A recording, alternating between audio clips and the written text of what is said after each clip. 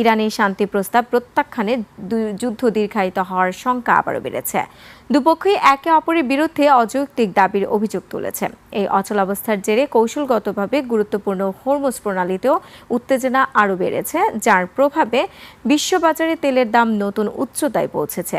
এসবের মাঝে ইসরায়েলের প্রধানমন্ত্রী বেনিয়ামিন নেতানিয়াহু উস্কানি দিয়ে জানিয়েছেন, ইরানের সঙ্গে সংঘাত এখনও শেষ হয়ে যায়নি। তেহরানে স্থলসেনা মোতায়েনের ইঙ্গিতও দেন তিনি। বিস্তারিত আফসানা নীলার রিপোর্টে। আবারও হোঁচট খেল ইরান যুক্তরাষ্ট্র যুদ্ধবন্ধের কূটনৈতিক প্রচেষ্টা।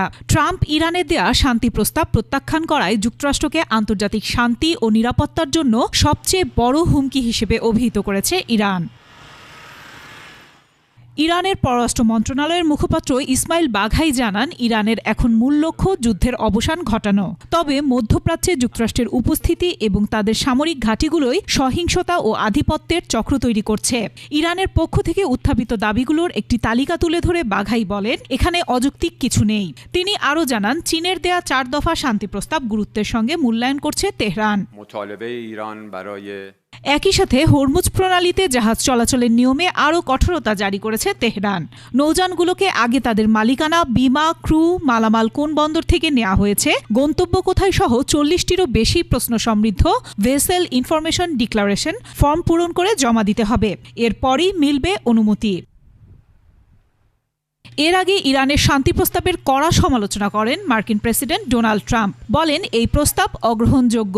আর ইরানের বিরুদ্ধে যুদ্ধ এখনও শেষ হয়নি বলে মন্তব্য করেছেন ইসরায়েলের প্রধানমন্ত্রী বেনিয়ামিন নেতানিয়াহু। জানান, ইরানের পারমাণবিক উপকরণ ও সমৃদ্ধ ইউরেনিয়াম সম্পূর্ণভাবে সরিয়ে না ফেলা পর্যন্ত এই সংঘাত চলবে। একই সাথে তেহরানে স্থলসেনা মোতায়েনের ইঙ্গিতও দেন তিনি।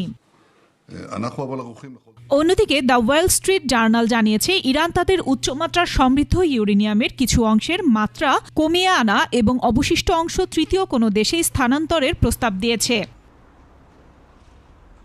এদিকে শান্তি আলোচনা নিয়ে অনিশ্চয়তায় আবার বেড়েছে তেলের দাম। ব্রেন্ট ক্রুডের দাম 3.17% থেকে বেড়ে প্রতি ব্যারেলে $104.50 দাঁড়িয়েছে। আর মার্কিন অপরিশোধিত তেলের দাম 3.21% বেড়ে হয়েছে প্রায় $98.48।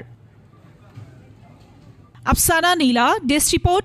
ভিডিওটি যদি ভালো লাগে তাহলে অবশ্যই ইন্টারন্যাশনাল টাইমস চ্যানেলটি সাবস্ক্রাইব করুন, লাইক দিন এবং শেয়ার করে দিন আপনার বন্ধুদের সাথে। আর আমাদের সাথে থাকতে এখনই ফলো করুন। ধন্যবাদ।